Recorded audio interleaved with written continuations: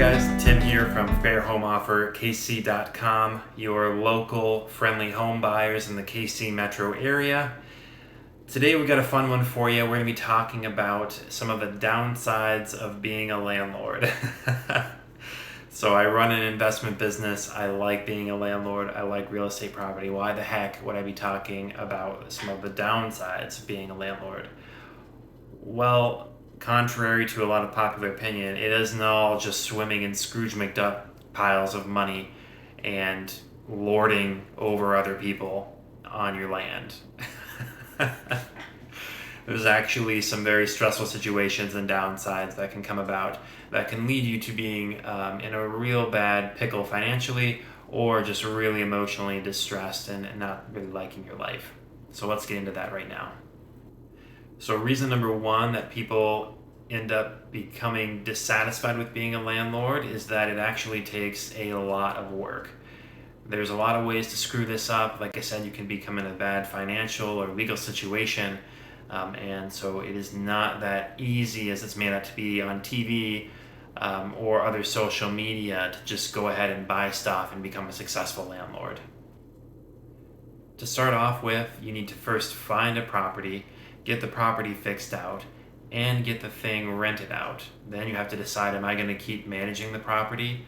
Next, once the property's fixed up and rented out, you have to deal with constant maintenance requests. How are you going to collect payments? What about the taxable implications? How do I register all of this with the city? And on and on.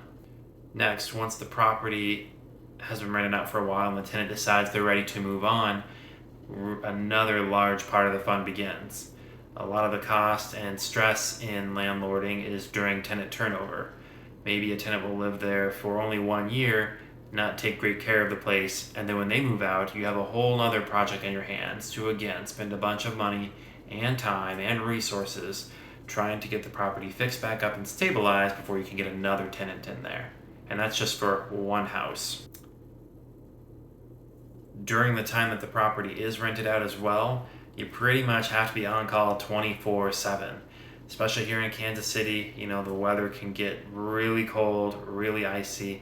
If you have elderly people living in your home or children, you do bear an ethical and legal responsibility to make sure that they have adequate heating in their home. So that's just one example, but you are taking on a lot of responsibility for other people, and as such, you have to be on call pretty much all the time. Number two, we kind of talked about this already quite a bit. It takes a lot of work, but along with that work is a lot of time. Like I said, you need to do all the management of the contractors, management of the management company if you decide to go a third property management route, and all the other little tasks that can really add up over time. If you only have a couple properties, it's probably manageable, but as your portfolio grows, you'll find that takes more and more of your time to be able to manage all of those little tiny tasks that don't seem like a big deal, but really can become a time suck. Number three, it takes a lot of money. I know we've all heard the commercials online, buy houses with no credit and no cash, and, no money down, blah, blah, blah. Yeah, that stuff is real, but it's really, really hard to do, especially for a beginner. And so most people that go into real estate investing have to get cash from somewhere. Even if you buy a property, live in it for a year, move out, use a low down payment loan, you're still on the hook for any of the repairs. And if the market takes a dip and you won't be able to sell it unless you can come to the table with cash out of pocket to pay back your lender. So there's just so many avenues during real estate investing that you can really get yourself into a financial bind. Personally, myself, I've had several situations where the property was going well, the tenants were doing well, but I got into a cash crunch, and there's nothing more stressful than having to wait for your paycheck from your employer to hit the bank in order just to pay back your lenders and contractors to keep things moving forward so you don't go bankrupt. You don't want to be there. That's a great segue into number four. Being a landlord can be super stressful.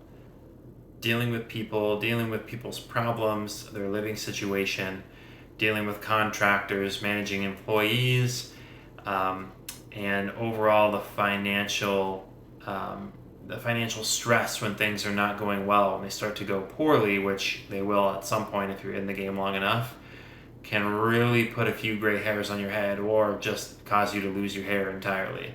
Mine's getting a little bit further back there, as you can see. So, again, contrary to popular opinion, most landlords aren't making money hand over fist by owning rental property. They may make a couple $100s a month.